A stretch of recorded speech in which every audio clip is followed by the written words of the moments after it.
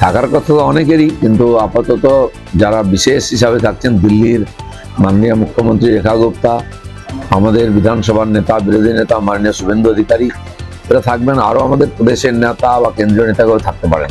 কারা ধরা পড়ছে, যে লোকগুলো লাফাচ্ছিল যারা ধরা পড়ছে তারা কারা?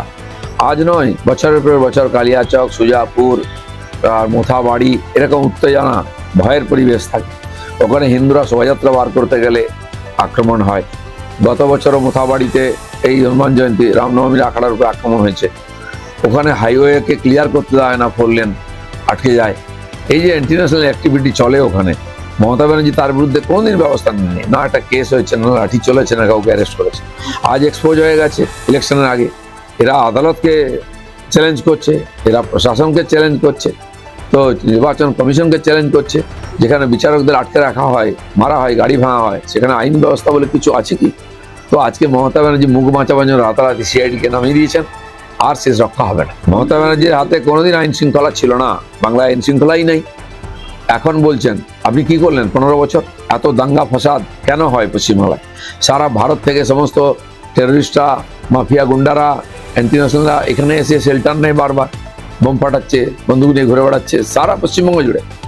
এখন তো মুর্শিদাবাদ, মালদা, নদিয়া, কুচবিহার, কলকাতায় বোমা বন্দুকের একদম খোলাখুলি প্রদর্শন চলছে। সারা ভারত থেকে এসে এখানে উৎপাত করছে। আপনি কেন সিআইডি লাগিয়ে একদিন ধরেননি কাউকে? এখন ধরা পড়ে গেছেন তাই এইসব করছে। যত দাগি কেস, জেল খাটা, তাদের কেন সিকিউরিটি দেবে? মানুষের পয়সা লুট করেছে, মানুষকে খুন করেছে, আর মানুষের পয়সায় যে পুলিশ কাজ করছে তারা তাদের পাহারা দেবে কেন? ছেড়ে দেওয়া উচিত মানুষের হাতে। তারা আসুক সমাজে, এবার নির্বাচন লড়ছে, খোলাখুলি গিয়ে কথা বলুক। বুথ প্রেসিডেন্টকে পর্যন্ত যারা টাকা তুলে তুলে নেতাদেরকে দেয়, মানুষ তাদের পেটাবে এবার, তাই তাদেরকে পুলিশ দিয়ে রক্ষা করছে। তো পুলিশ যদি নেতাদের বাড়ি পাহারা দেয়, নেতাদের গাড়ি পাহারা দেয়, তাহলে সাধারণ মানুষের সুরক্ষা কে দেবে? রাস্তাঘাটে থানায় পুলিশ পাওয়া যায় না, নেতাদের বাড়ি বাড়িতে পুলিশ পাহারা দিচ্ছে না। এ নিয়ে তো অনেক নাম বাদ গেছে, মানুষের কমপ্লেন ছিল, তারা কেউ অনলাইনে করতে গেছেন, বিএলওরা সাপোর্ট করছেন অনেক জায়গায়, সেই জন্য অনেক মানুষ চিন্তায় আছেন। তো এটা চালু করলে যে যার মতো করে অ্যাপ্লাই করতে পারবেন। আমার মনে হয় যারা বাদ গেছেন সবার নাম আবার লিস্টে এসে যাবে। দাদা, আজকে আপনার নমিনেশন, তার আগে গতকাল রাত্রিবেলা বাস স্ট্যান্ড থেকে একাধিক ব্যানার ছিঁড়ে ফেলা হচ্ছে, পিছনে কি তৃণমূলের প্রদীপ সরকারের মতো? এর আগে প্রদীপ সরকারের নমিনেশন হলো 2 দিন আগে, কোনো ব্যানার পোস্টার ছিঁড়েছে বলে কেউ কমপ্লেন করে, ছেড়েও নেই, এখনো আছে। আর আমরা কাল সন্ধ্যাবেলা লাগিয়েছি, রাত্রের মধ্যে ছিঁড়ে ফেলা হয়েছে।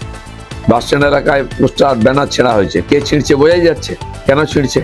তো নির্বাচন কমিশনের দায়িত্বের মধ্যে পড়ে এটা করা, নাহলে আমরা নির্বাচন লড়বো কি করে? নির্বাচন লড়তে পাড়ায় প্রচার করতে গেলে লোক লেলি দেওয়া হচ্ছে, ব্যানার পোস্টার ছিঁড়ে দেওয়া হচ্ছে, তাহলে নির্বাচনটা সুষ্ঠুভাবে কি করে হবে? এটা নির্বাচন কমিশনকে দেখা উচিত।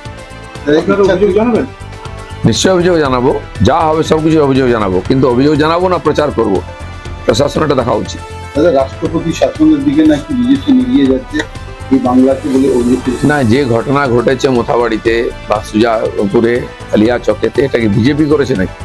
চারদিকে হিংসার পরিবেশ, আদালতের আইন অমান্য করা হচ্ছে, বিচারপতিদের আটকে রাখা হচ্ছে, মারপিট করা হচ্ছে, আমাদের প্রার্থীদের নির্বাচনে প্রচারে বাধা দেওয়া হচ্ছে, মারপিট করা হচ্ছে, এটাকে বিজেপি করছে নাকি?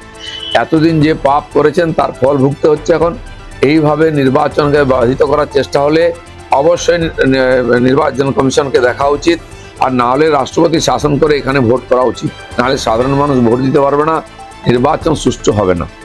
দাদা, মালদাতে আজকে রাজ্যের মুখ্যমন্ত্রী রোড শো এবং সভা হয়েছে, এবারে ঠেলায় পড়ে জেলায় জেলায় ঘুরছেন।